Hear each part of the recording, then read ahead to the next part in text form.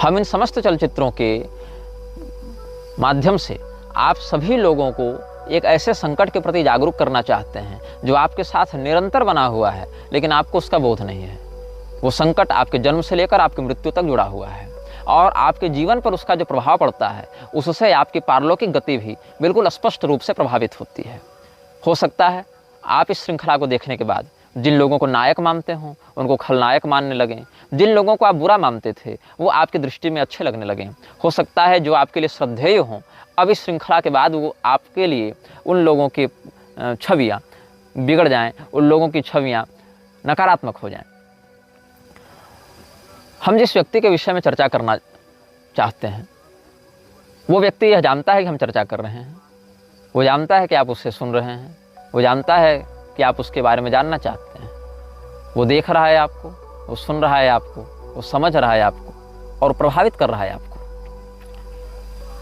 इस विश्व के सैन्य शक्ति, आर्थिक शक्ति, राजनीतिक शक्ति, शैक्षणिक शक्ति और बहुत से प्रकार के तकनीक, विज्ञान और आविष्कारों के पीछे जो सत्ताएं हैं वो समस्त सत्ताएं जिस शक्ति के लिए कार्य कर रही हैं, जिस व्यक्ति के अनुशासन को मान रही हैं, चाहे यह जानते हुए पर भी कि हम किसके लिए काम कर रहे हैं या न जानते हुए, कुछ भय से, कुछ लोभ से, कुछ अज्ञान से, लेकिन उसके विरुद्ध जाने का साहस कोई नहीं करता।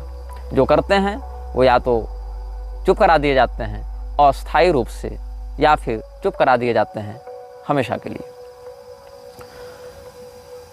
इस व्यक्ति के प्रभाव से बचने के लिए कोई हथियार नहीं है, कोई शस्त्र नहीं है जिसको आप हाथ में लेकर खड़े हो जाएं तो ये आपसे डर जाएगा। इसकी शक्ति शारीरिक से अधिक मानसिक है। ये कई दिनों से नहीं, कई महीनों से नहीं, कई वर्षों से नहीं, कई शताब्दियों से जीवित है। इसका कोई निश्चित शरीर नहीं है, इसका रहने का कोई निश्चित स्थान नहीं है, इसका कोई निश्चित नाम नहीं है। कुछ लोग इसको शैतान कहते हैं, कुछ इसे लूसीफर कहते हैं, कुछ इसे सरपेंट कहते हैं, कुछ इसे बैफोमेट कहते हैं, कुछ इसे डेविल कहते हैं, कुछ डार्क प्रिंस कहते हैं, कुछ लोग इसे दज्जाल कहते हैं, कुछ लोग इसे अपोलियन कहते हैं, कुछ मैमन कहते हैं, कुछ लीगन कहते हैं, कुछ अजाजल कहते हैं, कुछ मेफिस्टोफिलिस कहते हैं। लेकिन वह नाम जिससे सबसे अधिक प्रिय है वो है बीलजीबब। बीलजीबब जो है वो एक म्लेच्छ भाषा का शब्द है जिसका अर्थ होता है मक्खियों का राजा। मक्खियों का अर्थ है इसके एजेंट, इसके गुलाम, जो इसके लिए मक्खियों के समान है। आपने एंटमैन फिल्म देखी होगी। एंटमैन फिल्म में क्या होता है, चींटियों के माध्यम से बड़े बड़े युद्ध लड़कर वो जीत जाता है। चींटियाँ देखने में छोटी हैं लेकिन अगर एकजुट होकर कोई कार्य करें तो उसका प्रभाव बहुत अधिक होता है। इसलिए छोटी सी छोटी चींटियों का समूह भी अगर किसी बड़े वृक्ष के अंदर प्रविष्ट हो जाए उसकी पूरी जड़ को खोखली करके बड़े से बड़े वृक्ष को धराशायी कर देती है। बड़े से बड़े पर्वतों को वह चींटियाँ छोटे छोटे धूल में परिवर्तित करने का, छोटे छोटे धूल के कणों में परिवर्तित करने का साहस रखती हैं। आप एक कल्पना करके देखें, इस विश्व के 3 अरब म्लेच्छ एक ही दिशा की ओर मुख करके एक निश्चित समय पर, एक निश्चित शब्दावली में, एक निश्चित विधान से अगर किसी विषय का चिंतन कर रहे हैं, चाहे आप उसको नमाज कह लें या अजान कह लें या जो कह लें, अरबों की संख्या में एक विशाल जन समुदाय पूरे विश्व में एक निश्चित दिशा की ओर देखता हुआ, एक निश्चित विधान से, एक निश्चित शब्दावली का उच्चारण करता हुआ अगर कुछ कह रहा है तो ब्रह्मांड पर, आपके परिवेश पर उसका क्या प्रभाव पड़ता है। ये चींटियाँ, ये मक्खियाँ दिखने में छोटी होती हैं लेकिन एकजुट होकर कोई कार्य करें तो बड़े से बड़े परिणाम को बना सकती हैं या रोक सकती हैं। तो जो नाम इसे सबसे अधिक प्रिय है, ऐसे मैं बताऊं, ये सीधे सीधे इस्लाम की बात नहीं, ये सीधे सीधे ईसाइयत की बात नहीं, ये सीधे सीधे यहूदियों की या हिंदुओं की बात नहीं। ये बात है न्याय, धर्म, सत्य, अन्याय, अधर्म और असत्य, इन्हीं 2 पक्षों की, चाहे वो किसी भी रूप में आपके समक्ष प्रस्तुत हो। तो जो नाम इसे सबसे अधिक प्रिय है उसको कहते हैं बीलजीबब। बीलजीबब का अर्थ है मक्खियों का राजा। ऐसे इसको प्रिंस ऑफ डार्कनेस भी कहते हैं। अलग अलग सभ्यताओं ने इसे अलग अलग नामों से पुकारा और इसे अपने नाम, अपने जगह, अपने शरीर बदलने में बड़ा आनंद आता है। ये कहाँ उत्पन्न हुआ, कब से है, इसके विषय में कुछ निश्चित नहीं कहा जा सकता, मैं भी नहीं कह सकता। मैं इसके बारे में सब कुछ जानता हूँ, ये मैं दावा नहीं करता, क्योंकि मैं जो बातें आपको बता रहा हूँ इस बात का भी संज्ञान इससे है। अब आप पूछेंगे कि ये आपको रोकता क्यों नहीं? क्योंकि ये जानता है कि मेरे बताए गए वक्तव्यों से इसके अस्तित्व पर कोई प्रभाव नहीं पड़ेगा। ये इतनी बड़ी सत्ता है कि मेरे कहे हुए शब्दों से इसको प्रभाव नहीं पड़ेगा, आपके सुनने से इसको प्रभाव नहीं पड़ेगा, आपके द्वारा दिए जा रहे प्रयासों से, आपके द्वारा दिए जा रहे परिश्रमों से इसकी सत्ता क्षुब्ध नहीं होगी, इसकी सत्ता प्रभावित नहीं होगी। कुछ लोग इसे अस्मोडियस कहते हैं। मैंने इसके कुछ नाम अपने शोध से व्यक्त किए हैं, कुछ अपनी साधना से व्यक्त किए हैं। मेरे कथनों में एक बड़ा अंश मेरे अध्ययन का होगा, एक बड़ा अंश मेरी साधना का होगा, एक बड़ा अंश उन विशेषज्ञों से बैठकों का होगा जिनके साथ मिलकर हमने इस विषय में शोध किया है। कुछ लोग इसे अजाजिल कहते हैं, कुछ बेफोमेट कहते हैं, कुछ सेखमेट कहते हैं, कुछ बेहमत कहते हैं, कुछ समेरियस कहते हैं, कुछ मारदुक कहते हैं। और आप एक फिल्म देखे होंगे थुम्बाड़, जिसमें एक शैतान होता है जिसका नाम था हस्तर।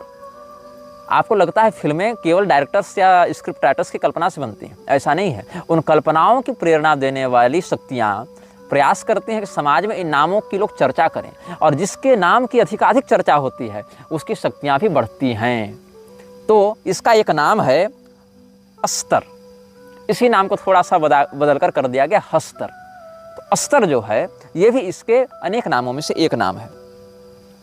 अब ये व्यक्ति कब से है, कहाँ रहता है, इस विषय में हम चिंतन करते हैं। इसका वास्तविक नाम क्या है ये मैं दावे के साथ नहीं कर सकता, लेकिन जिस नाम का प्रयोग करके इसने अपनी वास्तविकता की एक झलक हमें दिखाई, उसका नाम भी बड़ा विचित्र है। उसको कहते हैं आर्द्र म्लेच्छ। आदि म्लेच्छ नहीं, आर्द्र म्लेच्छ। हम सुविधा के लिए आपके सामने इसका नाम बताएंगे म्लेच्छराज, क्योंकि इसके वास्तविक नामों का उच्चारण करने से इसकी शक्तियाँ बढ़ती हैं, और हम चाहते नहीं कि इस श्रृंखला में इसके नाम का बार बार प्रयोग करके हम इसकी शक्तियों को अपने ही ऊर्जा प्रदान कर करके विस्तृत करें। आपने हैरी पॉटर फिल्म देखी होगी, वहाँ वोल्डेमॉर्ट का एक किरदार था, the one who can't be named. उसका नाम लेने से लोग डरते थे। मैं डरता नहीं हूँ, इसीलिए श्रृंखला को निर्गत कर रहा हूँ, लेकिन मैं ये बात आपको अवश्य बता दूँ कि इसके वास्तविक नामों का आप जितना कम प्रयोग करें उतना अच्छा है। वास्तविक नाम है आर्द्र म्लेच्छ, लेकिन आप अच्छे से समझ जाएं, इसके लिए हम इसके नाम का प्रयोग करेंगे म्लेच्छराज के रूप में। इसका एक नाम आहरिमान भी है। आहरिमान और आर्द्रम्लेच्छ दोनों इसका वास्तविक नाम है। आहरिमान आर्द्रम्लेच्छ इसका नाम है, आर्द्रम्लेच्छ इसका सरनेम है, आहरिमान इसका नाम है। तो आहरिमान आर्द्रम्लेच्छ ये इसका पूरा नाम है, first name and last name. तो ये व्यक्ति कहाँ रहता है, ये अभी जिस प्रारूप में चल रहा है, जिस प्रकार की गतिविधियों को लेकर चल रहा है, इस प्रकार की गतिविधियां ये 800 वर्षों से कर रहा है। ऐसा नहीं है कि 800 वर्ष पहले से जिंदा है, ये जिंदा उससे पहले से, उससे बहुत पहले से जिंदा है, लेकिन उससे पहले ही अपने शरीर जल्दी जल्दी नहीं बदलता था, उससे पहले ही अपना घर जल्दी जल्दी नहीं बदलता था, क्योंकि विश्व की जनसंख्या और विश्व की तकनीक, संचार माध्यम बहुत पीछे थे, बहुत कम थे। जैसे जैसे तकनीक बढ़ती है और जैसे जैसे जनसंख्या बढ़ती है, उतनी शीघ्रता से इसको अपना शरीर बदलना होता है, उतनी शीघ्रता से इसको अपना ठिकाना बदलना होता है। तो पिछले मतलब आप समझ लें कि अगर आधुनिक काल गणना के अनुसार माने तो ईसा की पहली शताब्दी से लेकर ईसा की 12वीं शताब्दी में 1200 वर्षों में इसने अपने ठिकाने 8 से 10 बार बदले, और इधर 800 वर्षों में इसने अपने ठिकाने लगभग 10 बार बदले। हर 2 पीढ़ियों में ये अपना ठिकाना बदल रहा है, जिसमें 4 ठिकाने इसने पिछले 80 वर्षों में बदले हैं, क्योंकि इन 80 वर्षों में तकनीक का विकास अधिक हुआ, संचार माध्यमों का विकास अधिक हुआ, यातायात माध्यमों का विकास अधिक हुआ। इसीलिए समयानुसार ये प्रयास करता है कि विश्व की जनसंख्या को ऐसे बिंदु पर आकर रोका जाता रहे कि इसको बारंबार अपना स्थान और अपना शरीर न बदलना पड़े, क्योंकि जितने अधिक लोग बढ़ेंगे उतने अधिक विचारें बढ़ेंगे, उतनी विचारधाराएं बढ़ेंगी। विचारों की बढ़ोतरी से हर व्यक्ति की मानसिकता पर प्रविष्ट होकर उसको नियंत्रित करना कठिन होने लगता है, सर्वर लोड बढ़ता है। इसीलिए कम हो लेकिन वफादार गुलाम हो हमारे, तो ऐसे लोग इसको अधिक प्रिय हैं। मैं जिस स्थान पर बैठकर ये बात कह रहा हूँ, उस स्थान पर मैं 29 जुलाई 2015 की रात को भी बैठा हुआ था। क्यों? क्योंकि मुझे धमकी आई थी इसी म्लेच्छराज के कुछ गुलामों से, जो मेरा अपहरण करना चाहते थे, और तब हम अपने घर से लगभग 1280 किलोमीटर दूर इस जगह पर बैठे थे। समय था रात के 7 बजे और दिनांक था 29 जुलाई 2015। अब मैं ये बताता हूँ कि ये रहता कहाँ है। सबसे पुराना ठिकाना जो हमें इसका प्राप्त हुआ था वो था तुर्की में। तुर्की में एक जगह है जिसको आज प्लूटोज गेट के नाम से जाना जाता है। प्लूटोज गेट डेनिजली प्रोविंस में है, जो तुर्की में है। यहाँ पर लगभग ये 150 वर्षों तक रहा और 150 वर्षों तक इसने किया अपनी शक्तियों को बढ़ाया। सक्रिय तब भी था, लेकिन अपनी शक्तियों को इतना बढ़ाया कि ये सामाजिक सम्मोहन कर सके। कितने लोगों तक? लगभग 2 से 3 हजार लोगों की भीड़ को एक लक्ष्य के प्रति मानसिक रूप से सम्मोहित कर सके, ऐसी इसकी योजना थी और जिसमें ये सफल हुआ। इसके बाद इसने अपना ठिकाना बदला। इसके बाद इसने अपना ठिकाना बनाया इजराइल के बगल में। अब वो फ़लस्तीन है या वो इजराइल है, इस विवाद में हम नहीं पड़ेंगे क्योंकि ये झगड़े का विषय है। लेकिन इजराइल हो या फ़लस्तीन हो, इसने जेरिको या जेरिचो, जो भी इसका उच्चारण भाषा में किया जाता है, JERICHO, जेरिचो या जेरिको, जहाँ तक जेरिको होना चाहिए उच्चारण, ये फ़लस्तीन का प्रांत माना जाता रहा है या इजराइल का प्रांत माना जाता रहा है। ये विवादित विषय है, लेकिन इसने अपना ठिकाना यहीं पर बनाया।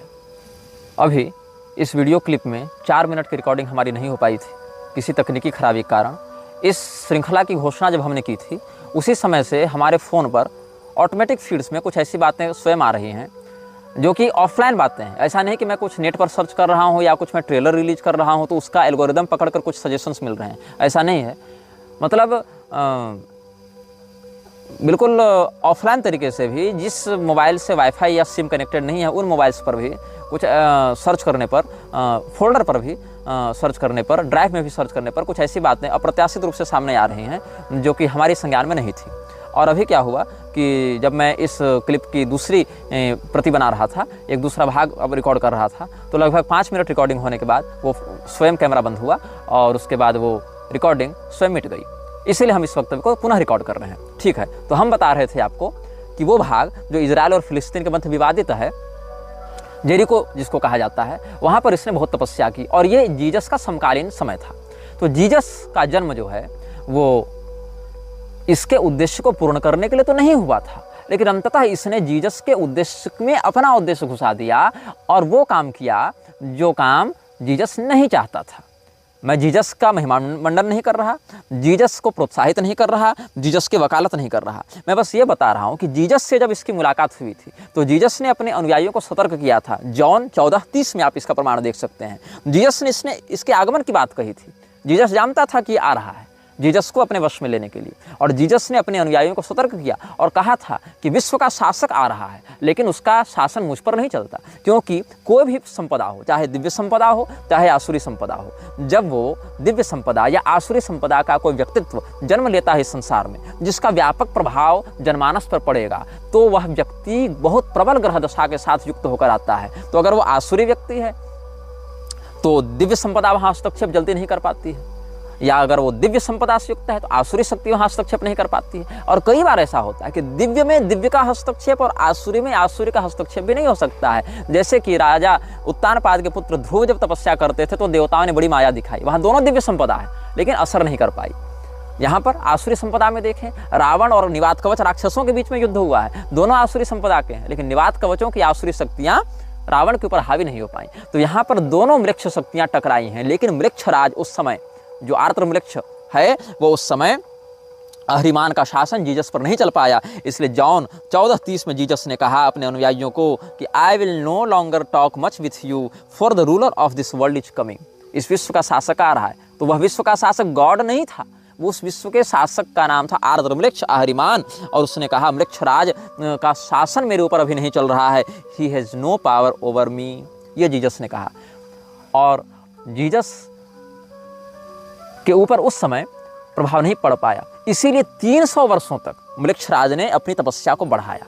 और कॉन्टेस्टिन के समय जीसस का ब्रांड उठाते हुए, जीसस का नाम लेते हुए कॉन्टेस्टिन के माध्यम से मृक्षराज ने अपनी शक्तियों को आगे बढ़ाया, और इसमें उसको 300 वर्षों का समय लगा ताकि विधिवत वो समाज में अपने विकृति का प्रसारण कर सके। और इस समय वो कहाँ था? उस समय न्यू ऑरलिन्स लुसियाना में था, जहाँ गेट्स ऑफ जीनी है।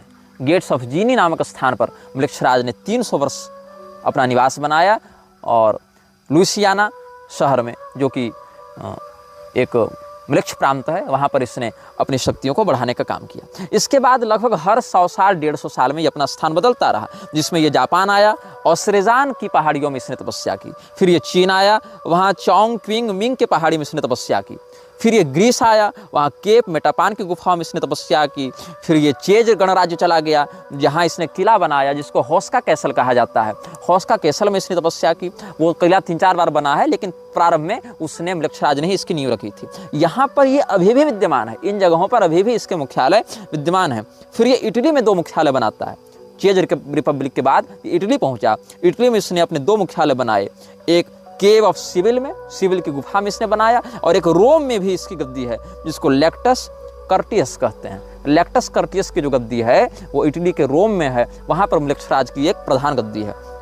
फिर वहाँ से ये मैक्सिको पहुँचा, जहाँ पर मिक्टलैन एक स्थान है, वहाँ पर इसकी एक गद्दी है। बेलीज में एक्टोन टूनिसिल मुखनाल नाम की गुफा है, वहाँ पर इसका है। आइसलैंड में एक ज्वालामुखी है, उसके अगल बगल भी इसका शासन था, जिसको हेकला ज्वालामुखी कहा जाता है। फिर पेंसिल्वेनिया में सप्तद्वार नामक स्थान है, 7 गेट्स ऑफ हेलम, वहाँ पर भी एक इसका स्थान है। और ग्रीस में मैं बता चुका हूँ केप मेटापेन गुफाएं, वहाँ पर भी, मतलब कहीं पहाड़, कहीं किला, कहीं गुफा, ऐसे स्थानों पर तपस्या करता रहा। अब प्रश्न है, तपस्या इसने किसके की? किसी देवता की, किसी भूत की, किसी पिशाच की, किसकी तपस्या की? इसने तपस्या की पश्चिमामनाय तंत्र के मंत्रों की। भगवान महादेव ने भी इस बात का उद्घोष किया है कि विश्व में बढ़ते मोक्ष तंत्र में पश्चिमामनाय तंत्र के मंत्रों का बहुत बड़ा हाथ होगा, और पश्चिमामनाय तंत्रों की एक बड़ी ऊर्जा इस्लामिक आतंकवाद को प्रोत्साहित करने में भी लगती है। तो उस मंत्र की उसने आराधना की, साधना की, मंत्राधिष्ठात्री आसुरी शक्तियों की इसने आराधना की। फिर इसने अपने मुख्यालय बनाने आरंभ की। ये तो इसकी कर्मभूमि हो गई। इन स्थानों पर इसने अपनी शक्तियों को बढ़ाया और अपनी शक्तियों को, ये 12वीं शताब्दी तक की बात है। 12वीं शताब्दी के बाद ये आया प्रोवो ऊटा नामक स्थान पर। प्रोवो ऊटा स्थान पर आकर इसने अपनी एक गद्दी स्थापित की, अपना एक मुख्यालय बनाया। फिर ये माल्टा चला गया। माल्टा शहर में जो गोजो द्वीप है, गोजो द्वीप पर इसने कब्जा किया। माल्टा शहर में ये रहा। उसके बाद मैंने जहाँ तक हमारी बुद्धि जा पाई भौतिक और आध्यात्मिक स्थिति से, वहाँ तक हमने इसका शोध किया है। और मैं बताऊँ, फिर ये स्कॉटलैंड गया, वहाँ स्काराब्री नामक स्थान पर ये रहा। फिर ये उत्तरी स्लोवेनिया गया और वहाँ पर पोटोक की गुफाओं में रहा। फिर ये इराक पहुँचा, कुर्दिस्तान इराक के क्षेत्र में इवरिल का सीटाडेल इसने बनवाया, वहाँ पर ये रहा। फिर फ्रांस चला गया, वहाँ पर लेस्कक्स की गुफाओं में रहा। फिर स्पेन के केव ऑफ इल कैस्टेलियो में ये रहा। उसके बाद ये तुर्की आया, गोवेकली टेप में ये रहा। इस प्रकार से अलग अलग स्थानों पर घूमता हुआ अंत में ये पहुंचा कोला प्रायद्वीप। कोला प्रायद्वीप में आज से 50 साल पहले मृक्षराज रहता था। जब कोला प्रायद्वीप में वैज्ञानिकों का शोध बढ़ने लगा तो कोला प्रायद्वीप को छोड़कर ये पहुंच गया तुर्कमेनिस्तान के काराकुम रेगिस्तान में, और पिछले 1 साल तक ये तुर्कमेनिस्तान के काराकुम रेगिस्तान में रहता था। अब ये जिस स्थान पर रहता है वो दिखता कैसा है, इसकी झलक अगर मैं कुशल चित्रकार या एनिमे डिजाइनर होता तो आपको मैं दिखा देता, लेकिन मैं असमर्थ हूँ। मैंने एआई से इसके घर का डिजाइन बनाने का बहुत प्रयास किया। लगभग मैंने अपने जीवन के 3 दिन दिए, जहाँ तक मेरे पास तकनीकी ज्ञान है, ग्राफिक डिजाइन है मेरे पास। मैंने 3 दिन परिश्रम किया, लेकिन जो मैंने देखा इसके घर का नक्शा वो मैं नहीं दिखा सकता हूँ आपको। मैंने बहुत परिश्रम किया, क्षमा कीजिएगा, मेरे पास वो डाटा नहीं है। मैं बस आपको वर्णन करता हूँ, आप अपने नेत्र बंद करके वो जानकारी को सोचने का प्रयास करें कि आप एक ऐसे स्थान पर हैं जो लगभग आधा किलोमीटर लंबा और आधा किलोमीटर चौड़ा है। मतलब वो स्क्वायर नहीं है, आप ऐसा समझें कि वो आधा किलोमीटर रेडियस का एक गोलाकार क्षेत्र है। उस गोलाकार क्षेत्र के मध्य में 1 तल्ले का एक घर है। ये अंडरग्राउंड नहीं है, ये ज़मीन के ऊपर है, और उसकी छत एक तरफा स्लोप वाली है। एक तरफा स्लोप वाली उसकी छत है, 2 तरफा स्लोप नहीं है, एक तरफा स्लोप है। बिल्कुल काले रंग का घर है। उस घर के ठीक सामने आग जल रही है। कुछ टूटे हुए वाहन हैं, कुछ बिजली के खंभे हैं जहाँ पुराने बल्ब लग रहे हैं, और उन बल्बों की रोशनी जहाँ तक है वहाँ तक तो प्रकाश है, लेकिन उसके आगे घुप घना अंधेरा है। और मैं बहुत निर्भय प्रवृत्ति का व्यक्ति हूँ। मैं वन पर्वत इत्यादि में निर्भयतापूर्वक विचरण करता हूँ, और उस घर की झलक मैंने लगभग आधे मिनट तक देखी। मैंने स्वयं को वहाँ पर आध्यात्मिक रूप से अनुभव किया, लेकिन वो इतना भयाक्रांत करने वाला दृश्य था। वहाँ कोई भूत प्रेत डरावनी यह कुछ नहीं थी, बस एक घर था काले रंग का, एक अंधेरा परिवेश था, कुछ टूटे वाहन थे और सामने अग्निकुंड था। और इसी दृश्य में इतनी नकारात्मकता थी, इतनी आसुरी तत्वों का उसमें प्रतिष्ठापन था कि मेरे जैसा निर्भय व्यक्ति भी हृदय से कांप गया और उसके आगे देखने का मैं साहस उस समय नहीं कर पाया था। और इस स्थान का नाम क्या है, ये खोजने में मैंने बहुत परिश्रम किया और तब जाकर पता चला कि ये स्थान का कोई निश्चित नाम नहीं है। मतलब ये उसका हेडक्वार्टर जो है, हेडक्वार्टर की एक अलग संज्ञा है जिसको कहते हैं पैरागमम। इसका नाम है पैरागमम। पैरागमम का जो मुख्यालय है, पैरागमम एक उपलक्षण है। मतलब अगर म्लेच्छराज यहाँ बैठा है तो इसी जगह का नाम हो जाएगा पैरागमम।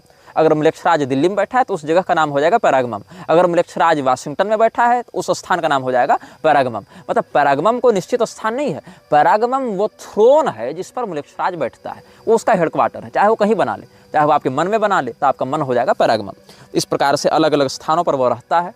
सीरिया में भी इसकी गतिविधियाँ हमने 2017 से 18 के मध्य में देखी थी, अनुभव की थी। मतलब देखी थी मतलब गया नहीं था, अनुभव की थी। और एक शाक्त परंपरा के साधक से इसकी पुष्टि भी की थी। तो हमने आपको इस विषय में मूलभूत जानकारी आज देने का प्रयास किया है, इसके नाम के विषय में, इसके उद्देश्य के विषय में, इसके रहने के ठिकानों के विषय में। इसीलिए इस एपिसोड को हम किसी नाम से युक्त नहीं करेंगे। इस एपिसोड में हम इन्फिनिटी का चिन्ह लगाते हैं और आप सबों को हम अंत में जाते जाते एक चेतावनी देंगे। इस वीडियो को देखने से पहले अगर आप डाउनलोड कर चुके हैं तो अच्छी बात है, नहीं तो अब इस वीडियो का अंत तो होने वाला है, अब बिल्कुल डाउनलोड कर लें। और इस वीडियो की श्रृंखलाओं को आप जब भी देखेंगे तो आप एक मंत्र का पाठ करें वीडियो को देखने के पहले और वीडियो को देखने के बाद, और अपने जीवन का इसको अभिन्न अंग बना लें। इस मंत्र को मैं डिस्क्रिप्शन में लिख भी दूंगा और मैं बोलकर भी सुना देता हूँ। कर्कोटकस्य नागस्य दमयन्त्या नलस्य च ऋतुपर्णस्य राजर्षेः कीर्तनम कलिनाशनम। एक बार और सुन लीजिए। ऋतुपर्णस्य राजर्षेः कीर्तनम कलिनाशनम, यही वाला श्लोक है। शुरू से पहला बोलता हूँ।